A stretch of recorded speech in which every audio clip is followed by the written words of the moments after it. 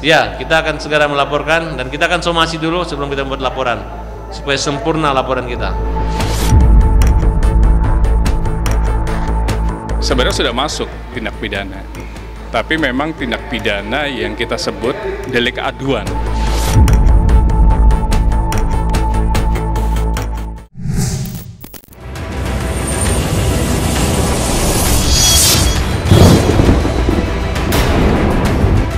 Nasib Randy Kiernet dan Syahna Sadiqah tak henti mengalir setelah isu perselingkuhan keduanya dibongkar Lady Nayawan. Baru-baru ini pengacara kondang Farhad Abbas ikut masuk ke pusaran konflik tersebut dengan bersedia mengawal hingga ke ranah hukum. Permintaan maaf Randy Kiernet nampaknya tak membuat niat Lady Nayawan goyah. Dikabarkan kini Lady Nayawan telah menggandeng kuasa hukum untuk menyiapkan berkas gugatan cerai yang akan ia ajukan kepada Randy Kiernet. Lantas, kado pahit apa lagi yang akan Randy Kiernet dapatkan di bulan Juli dari imbas perselingkuhan yang dilakukannya? Saksikan selengkapnya hanya di Cumicam In-Depth berikut ini. Hai Cumi Lovers, bersama Cumicam In-Depth kami sajikan kabar lengkap, mendalam, dan akurat dari narasumber terpercaya. Dan jangan lupa untuk like, subscribe, dan juga share channel YouTube ini.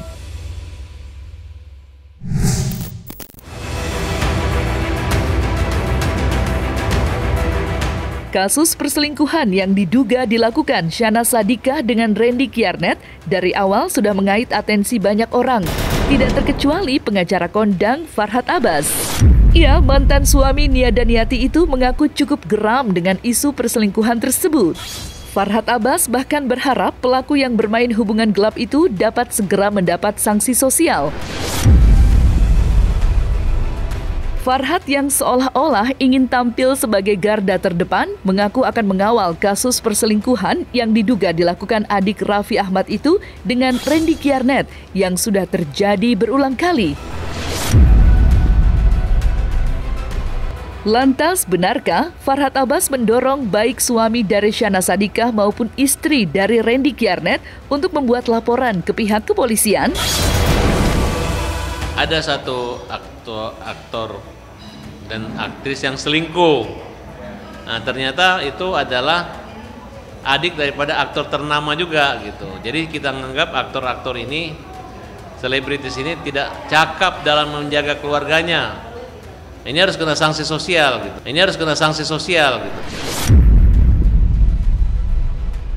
Oleh karena itu kita akan pidanakan LSM Hajar, melaporkan mereka undang-undang pornografi, undang-undang perfilman, maupun undang-undang KUHP maupun undang-undang ITE. Zina ya, tapi undang-undang zina itu delik aduan pasal 285 KUHP. Jadi harus yang lapor itu salah satu suami ya. Ya mudah-mudahan istri daripada laki-laki itu mau melapor atau suami daripada perempuan melapor.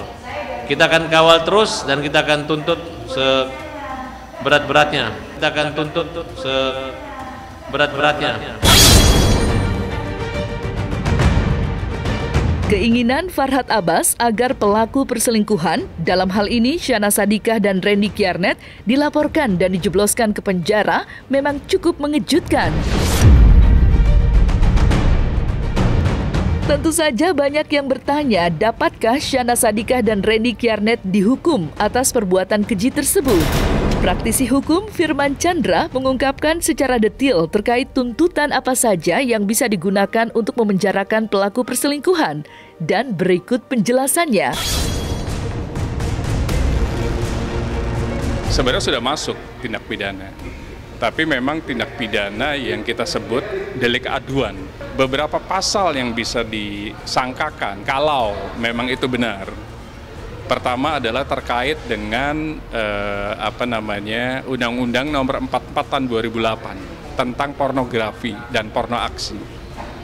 Kalau memang mau masuk ke yang lebih berat adalah masukkan dalam Undang-Undang ITE-nya. Di pasal 27 ayat 1, barang siapa yang mendistribusikan atau mentransmisikan konten-konten yang mengandung hal-hal yang sifatnya pelanggaran kesusilaan, ancaman hukumannya adalah 6 tahun. Ancaman hukumannya adalah 6 tahun. Artinya apa? Kalau 6 tahun bisa langsung ditahan tersangka tersebut gitu. Tapi kalau hanya mengenakan hanya undang-undang pornografi dan porno aksi, itu kemungkinan ditahannya susah. Dan ujungnya jurisprudensi artis-artis sebelumnya adalah bebas. Kemudian ada lagi pasal 284 KUHP terkait dengan perzinahan. Nah, perzinahan harus dilaporkan oleh yang merasa terjolimi, tersakiti. Siapa yang berhak? Pasangannya.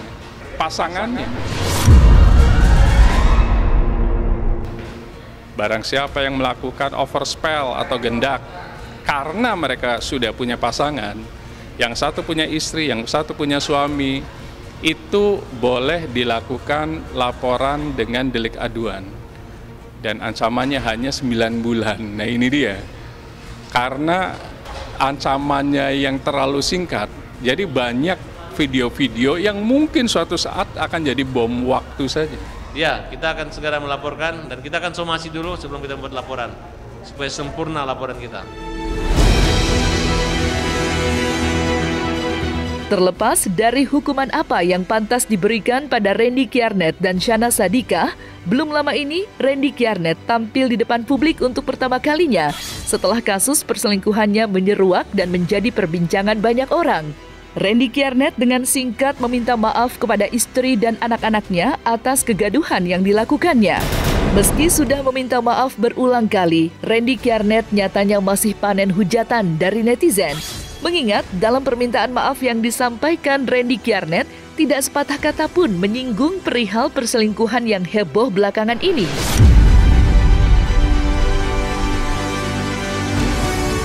Di sini saya mau menyampaikan permohonan maaf saya untuk keluarga saya, terutama istri dan anak-anak saya. Dan ini sudah jadi pembelajaran buat saya dan akan terus menjadi pembelajaran untuk saya untuk menjadi lebih baik. Dan saya ingin berfokus untuk membenahi kerusakan yang telah saya buat ke keluarga saya, masalah internal keluarga saya. Dan saya mohon doanya supaya saya dibukakan pintu maaf sebesar-besarnya, terutama kepada keluarga saya. Semoga keluarga saya membukakan pintu maaf sebesar-besarnya. Semoga keluarga saya membukakan pintu maaf sebesar-besarnya. Permintaan maaf Randy beberapa hari yang lalu sampai kini masih menjadi sorotan. Alih-alih mendapat dukungan karena keberaniannya mengakui kesalahannya, justru sebaliknya hujatan yang didapatkannya. Senada dengan pendapat banyak orang, pakar ekspresi Kirdi Putra menganggap permintaan maaf Randy Kjarnet tidak lain hanya untuk menjaga citra dan nama baiknya saja sebagai seorang publik figur agar tidak tercoreng. Permintaan maaf yang terucap dari mulut suami Lady Nayawan itu bukanlah permintaan maaf yang tulus yang datang dari lubuk hati yang paling dalam. Benarkah demikian? Dan berikut penjelasan pakar ekspresi. Randy itu selama press conference kita perhatiin deh cara dia ketika dia bilang mau fokus pada keluarganya, perbaikan keluarga akan saya lebih baik lagi.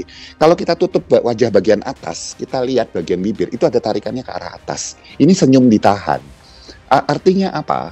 Ketika seseorang itu menyesal, itu gabungan antara ekspresi takut dan ekspresi sedih. Dan kalau kita bicara gabungan ekspresi takut dan sedih itu sama sekali nggak muncul di Randy. Yang ada adalah dia gugup sebelumnya dan nahan senyum dalam prosesnya. Ini tidak ada penyesalan. Jadi ini adalah sebuah publicity stunt kalau bahasa saya. Ini adalah cara dia untuk menjaga nama baik dia. Tapi apakah ini sebuah permintaan maaf yang tulus? Jawabannya tidak. Tapi apakah ini sebuah permintaan maaf yang tulus? Jawabannya tidak.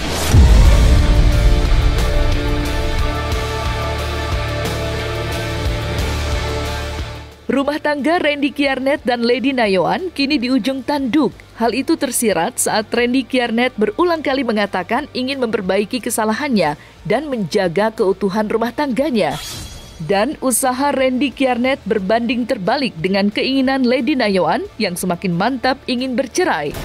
Keinginan Lady Nayawan untuk bercerai dari Randy Kjarnet bukanlah gertakan belaka. Langkah tegas ibu 3 anak itu dibuktikannya dengan menggandeng kuasa hukum sebelum mengajukan gugatan cerai secara resmi ke Pengadilan Agama. Lantas, kapan Lady akan mengajukan gugatan cerai? Kalau berkas-berkasnya udah siap, posisinya ya kembali lagi ya keputusannya Bu Lady dan segala macamnya. Kan pertimbangannya kan dari hati biar tenang, jadi nggak gerasa gerusu gitu. Berarti gitulah bentukannya. Memutuskan suatu harus tenang, terukur bentukannya. Intinya gitu. Ini kan masih proses. Yang penting kita tanda tangan surat kuasa dulu, pelan-pelan dipikirkan matang-matang dari Bu Lady-nya juga. Apa akibatnya, apa dampaknya terhadap anak. Nah habis itu kalau sudah selesai baru kita ajukan. Jadi kita masih wait and see lah gitu. Tapi kalaupun secepatnya kita ajukan cepat juga. Bisa lah. Jadi ini masih menunggu. Lady Nayawan nampaknya sudah tak terfikirkan lagi untuk kembali rujuk dengan suaminya, Randy Kiernet. Pasalnya, ibu 3 anak itu mengaku tak menemukan alasan terbaik untuk mempertahankan biduk rumah tangganya yang telah dibangun selama hampir 9 tahun. Benarkah keputusannya untuk berpisah dari Randy Kiernet tidak bisa ditawar lagi? Dan bagaimana respon Randy Kiernet setelah mendengar hal tersebut?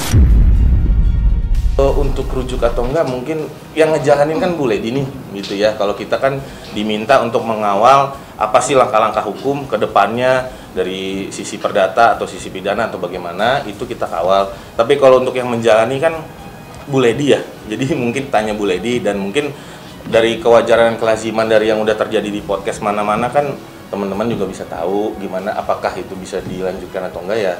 Kita lihatlah ke depannya nanti. Saya minta doanya aja, minta supportnya aja. Semoga saya bisa menyelesaikan masalah ini dengan baik. Setelah Randy Kiernet dan Lady Nayawan muncul ke hadapan publik, kini tak sedikit netizen yang menunggu Syahna Sadiqah untuk angkat bicara. Ya, selepas isu perselingkuhan tersebut santer diperbincangkan, Syahna Sadiqah hingga kini masih diam 1000 bahasa. Ya, di tengah gonjang-ganjing perselingkuhan yang berkelindan, rumah tangga Syahna Sadiqah dengan JJ justru masih tampak adem ayem. Bahkan keduanya beberapa kali terciduk tengah asik menonton pertandingan tenis. Lantas sebenarnya apa yang membuat Syahna Sadiqah bungkam hingga saat ini?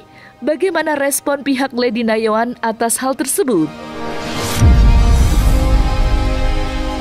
Sikapnya beliau ya, sikap sang wanita tersebut. Kalau dibilang sikapnya beliau ini, ya itu tadi, karena dia memiliki segalanya, dia lebih cenderung masa bodoh.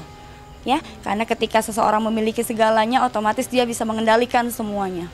Ya, jadi kalau dibilangin rasa penasarannya sudah gitu kan, dan dia memiliki segalanya, ya udahlah, kamu diem aja ya sudah, aku tinggal menjalankan hidup aku. Aku nggak di situ juga, aku punya bisnis yang lain, aku masih bisa mengerjakan yang lain, aku punya yang lain gitu.